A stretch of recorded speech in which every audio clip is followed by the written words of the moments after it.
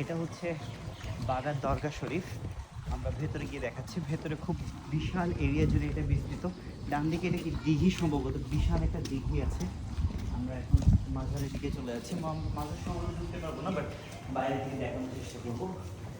Look at the ambience as like Rajshahi সিটির মতো everything is very very very পরিষ্কার পরিচ্ছন্ন। আপনি এখানে কোনো ময়লা দেখতে পাবেন না। অ্যাজ ইউ ক্যান সি, খুবই পরিষ্কার পরিচ্ছন্ন। পরিবেশটা খুবই নিস্তব্ধ, ঠান্ডা, সুন্দর একটা পরিবেশ। গাছগুলো দেখুন, বিশাল বিশাল গাছ।